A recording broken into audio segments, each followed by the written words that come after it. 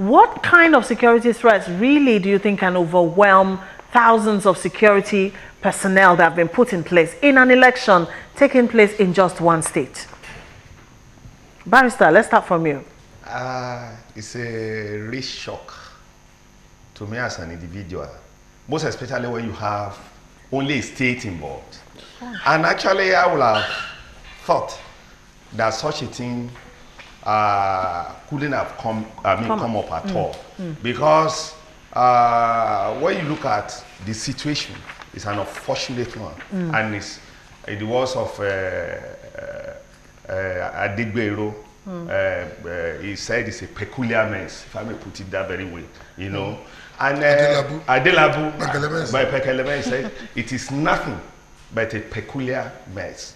Because even under the Electoral Act, very particularly Section 26, INEC has that power, you know, to postpone election if there is any cogent reasons adduced for the postponement.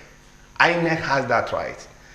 But when you look at this very scenario, it's a very curious one. Because by the time, about 3 days ago, police addressed a press conference and said that we won't be able to go on with the election. Though, we will not be able to provide security because of security intelligence report that it might not be okay for us to go with the election. I think it's a very, very, at the 11th hour, that kind of something coming up, is very, very, very disturbing, ordinarily, from our own end.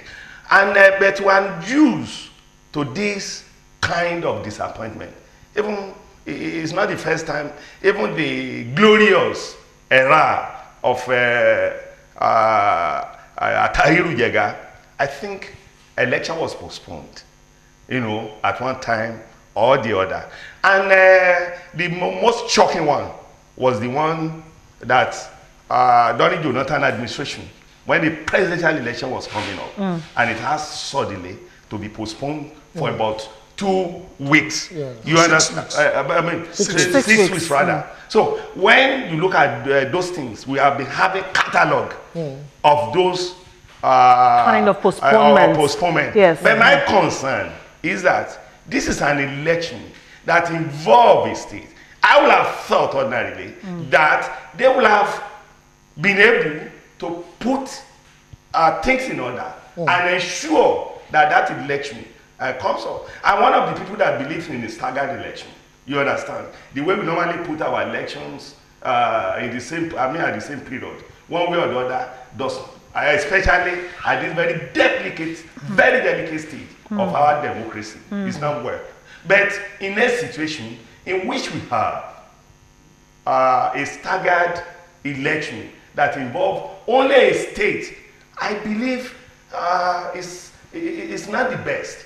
It doesn't speak good for electoral process. For the electoral empire and for the federal government itself. Exactly, I believe you. And also when you say, I know that there are stipulations within the Electoral Act, you know, that could allow for the postponement of an election, and security threats to security of life is cogent. But I'm saying, is it relevant in this particular, let's hear Mr. Oba's view on that. In this particular situation, is the threat that big enough to have stopped these elections? The agencies tell you that they have intelligence report that you shouldn't do this thing.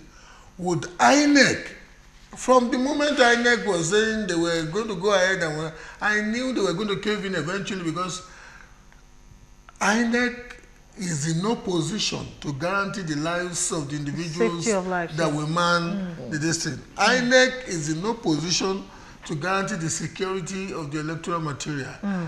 It does not mean that I support the haphazard, comical methodology of the security agencies, but in this instance, I will reduce. In fact, I would rather lambaste INEC more on putting an election date on a day that they know that children will be sitting for an exam. Yes.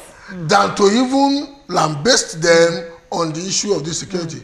My only reservation on the issue of this security is that whenever you watch a second-rated film or flick, part 2 is always far more irritating and exasperating than part 1. And your illustrations are always... This is part 2 of what we knew the last administration to have done, and they got their common pass for it. And if APC is not careful, they will get